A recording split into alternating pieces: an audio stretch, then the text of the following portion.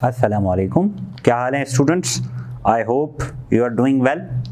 तो आज हम एक और एटॉमिक स्ट्रक्चर का टॉपिक डिस्कस करते हैं, ठीक है, जिसमें हम स्पेक्ट्रा के बारे में पढ़ेंगे। अब स्पेक्ट्रा से पहले हमारे पास टर्म आती है स्पेक्ट्रोस्कोपी, ठीक है। स्पेक्ट्रो का मतलब है स्पेक्ट्रा, स्कोपी का मतलब है टू सी, ठीक है, देखना। जैसे माइक्रोस्कोप, माइक्रो मीन्स छोटा, to scope means to see. Telescope, tele means दूर, स्कोप का मतलब टू सी। तो स्पेक्ट्रोस्कोपी का मतलब क्या होगा? टू सी स्पेक्ट्रम, ठीक है, या टू स्टडी स्पेक्ट्रम, या study of spectrum is called spectroscopy. अब स्पेक्ट्रम क्या है? स्पेक्ट्रम एक किस्म का फिगर है, डायग्राम है, जिसमें हम ये देखते हैं कि किसी एलिमेंट ने, किसी सब्सटेंस ने कितनी लाइट एब्जॉर्ब की है या कितनी लाइट एमिट की है, और उस एब्जॉर्बेंस को हम डिफरेंट पैरामीटर्स पे बता सकते हैं। जैसे लास्ट लेक्चर में हमने पढ़ा था वेवलेंथ हम बताएं, फ्रीक्वेंसी बताएं, वेवलेंथ बताएं, तो उसके ड्रा करने से जो पैटर्न बनेगा दैट पैटर्न इज स्पेक्ट्रम। तो अब जो एनर्जी होगी वो एनर्जी क्या करेगा? जाहिर सी बात है, कोई एटम के अंदर इलेक्ट्रॉन्स होते हैं, ठीक है, तो वो इलेक्ट्रॉन एनर्जी या एब्जॉर्ब करेंगे या एमिट करेंगे। एब्जॉर्ब करेंगे तो भी इसका मतलब उन्होंने इंटरेक्ट किया एनर्जी के साथ, एमिट करेंगे तो भी उन्होंने एनर्जी के साथ इंटरेक्ट किया। तो स्पेक्ट्रोस्कोपी की यह भी डेफिनेशन है कि it is the interaction of electromagnetic radiation. Electromagnetic radiation का इंटरेक्शन हो किसके साथ? मैटर के साथ, तो हम उसे कहते हैं स्पेक्ट्रोस्कोपी। यहां हम वर्ड्स की मीनिंग लिख लें। Spectro means spectra, scope to see. अब देखें, ये जो स्पेक्ट्रा का नॉलेज है ये हमें ये बताता है कि इलेक्ट्रॉन्स कैसे डिस्ट्रीब्यूटेड हैं एटम के अंदर, how electrons are distributed in the atom. इसके बाद एक टर्म आती है मोनोक्रोमेटिक लाइट। मोनो का मतलब है सिंगल, क्रोम का मतलब है कलर या वेवलेंथ, यहां हम मुराद लेंगे तो light of single wavelength is called monochromatic light.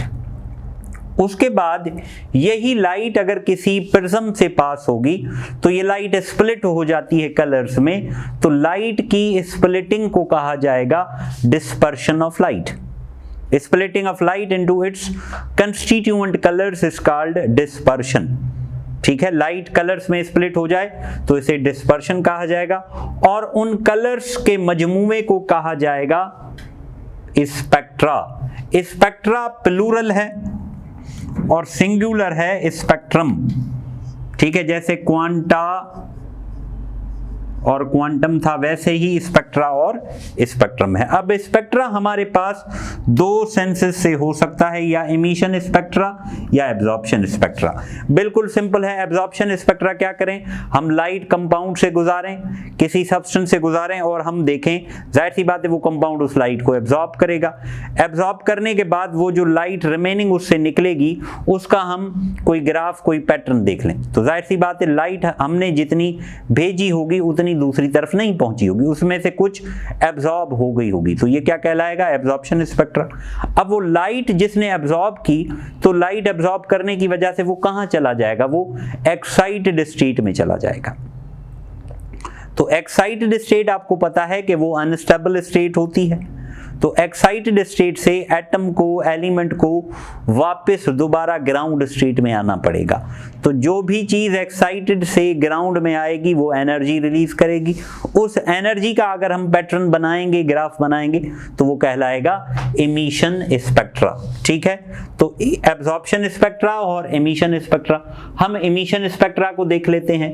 When a substance is in excited state, जब कोई सब्सटेंस एक्साइटेड स्टेट में है तो क्या करेगा, वो एनर्जी लूज करेगा और उस एनर्जी को अगर प्रिज्म से गुजारा जाए तो वो कंपोनेंट्स ऑफ वेवलेंथ में बन जाएगा, एक इमेज बनेगा, उसे कहा जाएगा एमिशन स्पेक्ट्रा। एमिशन स्पेक्ट्रा कितने टाइप्स का है, 2 टाइप्स का है, एक कंटीन्यूअस स्पेक्ट्रा, दूसरा लाइन स्पेक्ट्रा। अब यहां पे हमारे पास कोई सोर्स ऑफ लाइट है, ठीक है, इस सोर्स ऑफ लाइट को हमने स्लिट से गुजारा, उसके बाद हमने इसको गुजारा किससे, प्रिज्म से, ठीक है। ऐसी ट्रायंगुलर ग्लास शेप आपने देखी होगी प्रिज्म। तो ये प्रिज्म जो है ये हमें देगा कितने कलर्स, 7 कलर्स।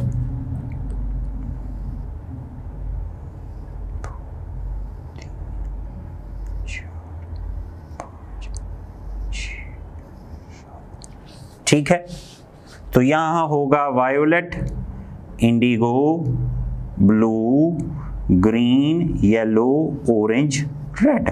तो ये अगर आप वर्ड देखें तो ये वर्ड क्या बन गया, VIBGYOR. This word becomes VIBGYOR, ठीक है। तो यहां अगर हम ऑब्जर्व करेंगे तो ये जो रेड कलर होगा, ये रेड कलर बिल्कुल हमारी नजरों के सामने होगा, तो इसीलिए हम कहेंगे कि this red suffers minimum deviation. Red क्या सफर करेगा, मिनिमम डेविएशन करेगा। और ये जो वायोलेट है ये बिल्कुल नीचे होगा, मींस अगर यूं हम देखेंगे तो रेड हमारी नजरों के सामने होगा, वायोलेट यूं नीचे होगा, ऐसे। तो red suffers minimum deviation, violet suffers maximum deviation.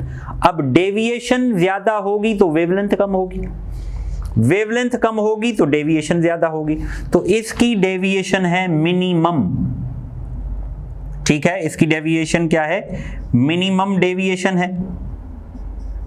अगर डेविएशन मिनिमम है तो लैम्डा क्या होगा, मैक्सिमम, ठीक है।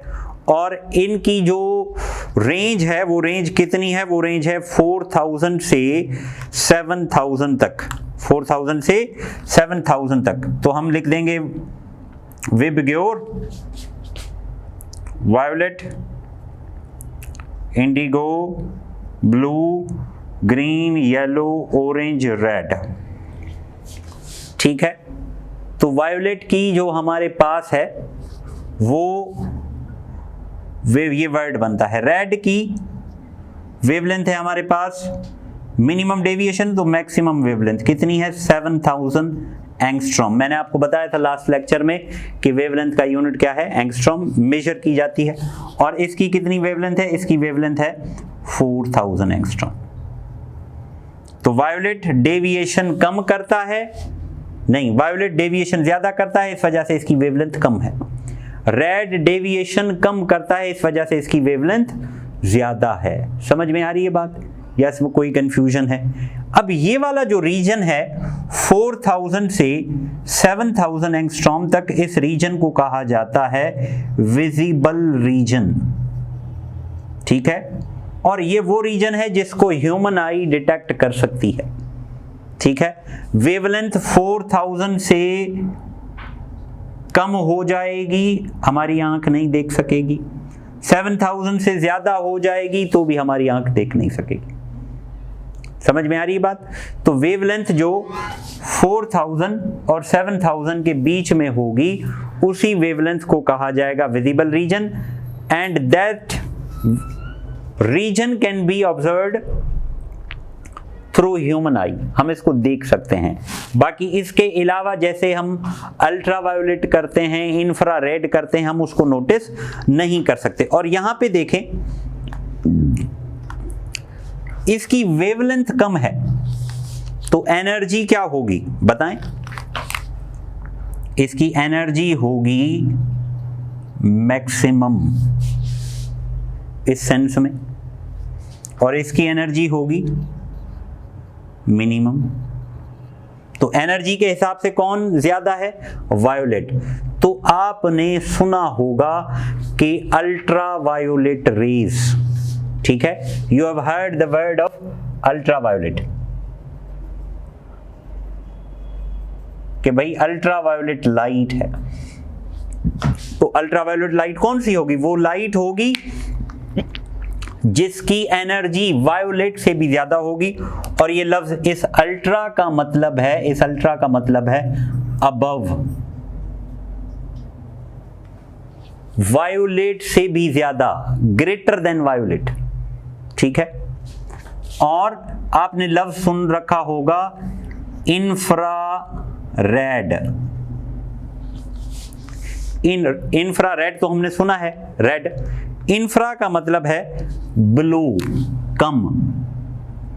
तो जिसकी एनर्जी रेड से कम हो उसे इंफ्रारेड कहेंगे, जिसकी एनर्जी वायोलेट से ज्यादा हो उसे कहेंगे अल्ट्रा वायोलेट। क्लियर है या इसमें कोई कंफ्यूजन है? ठीक है, तो ये विजिबल रीजन है और हमारी आंख सिर्फ इसको ही देख सकती है, इससे ज्यादा होगी तो भी नहीं, इससे कम होगी तो भी नहीं। जैसे हमारा कान सारे साउंड को सुन नहीं सकता, सिर्फ उस साउंड को सुन सकता है जो ऑडिबल हो, और ऑडिबल की क्या रेंज है? 20 हर्ट्ज से 20,000 हर्ट्ज। 20 से कम होगा तो उसे इंफ्रासोनिक साउंड कहते हैं, 20,000 हर्ट्ज से ज्यादा होगा तो उसे अल्ट्रासोनिक साउंड कहते हैं। ठीक है, समझ गए बात को? तो ये पॉइंट हमने लिखा है कि red suffers least deviation and having maximum wavelength, violet suffers maximum deviation and having minimum wavelength. उसके बाद स्पेक्ट्रम की दूसरी टाइप है लाइन स्पेक्ट्रा। लाइन स्पेक्ट्रा में क्या करेंगे, हम डिस्चार्ज ट्यूब लेंगे, सेम डिस्चार्ज ट्यूब के अंदर जो पैटर्न है, हम कोई सब्सटेंस लेंगे, उसको हीट करेंगे, और उस हीट करने से उस सब्सटेंस से जो एनर्जी निकलेगी उस एनर्जी को प्रिज्म से पास कराएंगे। ठीक है, उस एनर्जी को किससे पास करवाएंगे? हम प्रिज्म से पास करवाएंगे। तो हमें क्या दिखाई देगा? हमें कुछ कलर्स दिखाई देंगे, जिस कलर में क्या होगा कि गैप होगा। ठीक है, जिस कलर्स के बीच में क्या होगा? गैप होगा। तो ये जो स्पेक्ट्रम बनेगा ये स्पेक्ट्रम कहलाएगा लाइन स्पेक्ट्रम। ठीक है, या डिसकंटिन्यूअस स्पेक्ट्रम। यहां कलर्स के बीच में गैप होगा और गैप की जगह हम लफ्ज यूज करते हैं लाइन ऑफ डिमार्केशन। यूं समझ लें कि जैसे ये कलर्स हैं, दीज फिंगर्स रिप्रेजेंट्स कलर, तो इन फिंगर्स में कोई गैप नहीं है तो ये लाइन स्पेक्ट्रम है। लेकिन अगर ये कलर्स यूं हो जाएं तो अब देखो कलर आ गया, फिर बीच में गैप, कलर, फिर बीच में गैप, तो that there is a line of demarcation. तो लाइन ऑफ डिमार्केशन आ जाए तो इसे कहा जाएगा, क्या कहा जाएगा? इसे लाइन स्पेक्ट्रम। ठीक है, डिसकंटिन्यूअस स्पेक्ट्रम। जैसे सोडियम को प्रिज्म से गुजारते हैं तो हमें उसका जो स्पेक्ट्रम मिलता है, उस पूरे स्पेक्ट्रम में हमें दो लाइंस मिलती हैं येलो कलर की। ठीक है, वी गेट 2 लाइंस, 2 लाइंस हमें मिलेंगी। ठीक है, एक लाइन को हम कहेंगे D1, दूसरी लाइन को कहेंगे D2। ठीक है, और ये दोनों कौन से कलर की होंगी? They are of yellow colour, और इनका कलर होगा येलो। ठीक है,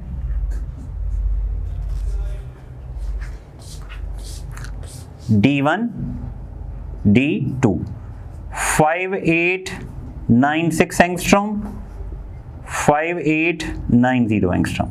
ठीक है, येलो कलर्स की होंगी, तो that is the line spectrum. Colours के बीच में गैप होगा। ठीक है, जैसे sodium vapours give line spectrum, तो हर किसी का अपना अपना कलर होता है और वो कलर किसी और से मैच नहीं करेगा। अब देखें कि जो लाइन स्पेक्ट्रम होता है वो हर एलिमेंट का अपना होता है, खुद का होता है। ठीक है, तो इस वजह से जो लाइन स्पेक्ट्रम सोडियम का होगा वो दुनिया में किसी और से मैच नहीं करेगा। जो लाइन स्पेक्ट्रम हीलियम का होगा वो दुनिया में किसी और से मैच नहीं करेगा। ये ऐसे ही है जैसे अल्लाह ने हमारे फिंगरप्रिंट्स बनाए हैं। दुनिया में बहुत ज़्यादा इंसान हैं, लेकिन हर किसी के जो फिंगरप्रिंट्स हैं ये हाथों की लकीरें। ठीक है, हाथों की लकीरों में लिखा है आपका और मेरा पुराना रिश्ता है। ठीक है, तो ये जो हाथों में लकीरें हैं, फिंगरप्रिंट्स हैं, ये हर इंसान की अलग है। तो जैसे मॉडर्न टेक्नोलॉजी में जिसे बायोमेट्रिक कहते हैं हम, ठीक है, उसमें ह्यूमंस को रिकॉग्नाइज करने के लिए, आइडेंटिफाई करने के लिए फिंगरप्रिंट का सहारा लिया जाता है। क्यों? क्योंकि different humans can not have same fingerprints. हर इंसान की अपनी अकेली फिंगरप्रिंट है जो दुनिया में किसी से मैच नहीं होगी। तो सेम केस, हर एलिमेंट का अपना लाइन स्पेक्ट्रम है जो किसी और से मैच नहीं करेगा। इसी वजह से लाइन स्पेक्ट्रम काम करता है वही जो फिंगरप्रिंट काम करता है आइडेंटिफिकेशन के लिए, ठीक है। तो it works like fingerprints for the identification of elements. अब यहां लाइन स्पेक्ट्रम से क्या नतीजा निकला? ये नतीजा निकला कि सेम एलिमेंट का सैंपल, चाहे थोड़ा सा हो चाहे ज्यादा सा हो, चाहे मिकदार कम हो चाहे मिकदार ज्यादा हो, वो हमेशा जो रेडिएशन एमिट करेगा उसकी वेवलेंथ सेम ही होगी, ठीक है। दूसरा कि अगर राइट कंडीशन पे है तो आपको वही वेवलेंथ मिलेगी, उसके अलावा कोई वेवलेंथ नहीं मिलेगी। जैसे energy is inversely proportional to frequency, energy में चेंज करेंगे तो फ्रीक्वेंसी भी चेंज हो जाएगी। तीसरा और मेन पॉइंट ये है कि यहां से हमने कहा कि भाई सेम एलिमेंट की सेम वेवलेंथ मिलेगी या राइट कंडीशन पे हमें सर्टेन वेवलेंथ मिलेगी। तो इससे क्या पता चलता है? इससे हमें ये पता चलता है कि एटम के अंदर इलेक्ट्रॉन्स अरेंज हैं किसी खास मैनर से, वेरियस शेल्स में, ठीक है। इसीलिए तो हर किसी का, हर एलिमेंट का हमें स्पेसिफिक मिलता है, क्योंकि इलेक्ट्रॉन ट्रांजिशन के दौरान वही एनर्जी रिलीज करते हैं या वही एनर्जी एब्जॉर्ब करते हैं, ठीक है। आप इसको देखें, नोट करें, इसके बाद हम इसके कुछ एमसीक्यूज प्रैक्टिस के लिए करते हैं।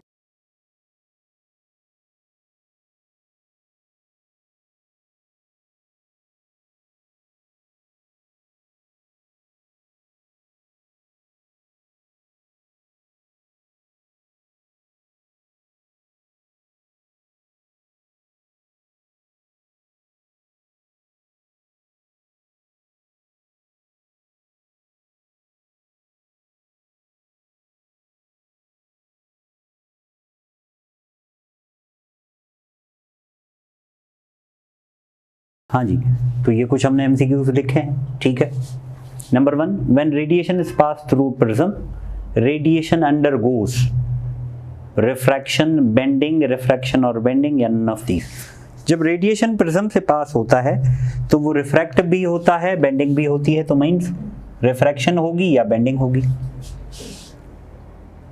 Next, the extent of bending depends upon wavelength of photon, color of prism, number of electrons या none of these। तो ये किस पे डिपेंड करती है? wavelength of photon पर, हमने देखा था। A radiation of longer wavelength is bent to a dash degree than the radiation of a shorter wavelength। तो जिसकी longer wavelength होगी वो deviate होगा कम, ठीक है, तो that is smaller degree। Next देखो, which of the following having maximum energy, maximum energy किसकी होती है? वायोलेट की, तो that is the correct option, ठीक है।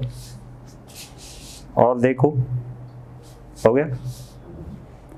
Sources of white light is are, white light कहां से मिलती है? सनलाइट से, बल्ब लाइट से, कैंडल लाइट से या ऑल? तो व्हाइट लाइट की ये सारे सोर्सेज हैं, all are the sources of white light, ठीक है। नेक्स्ट देखें, ordinary white light consist of a radiation.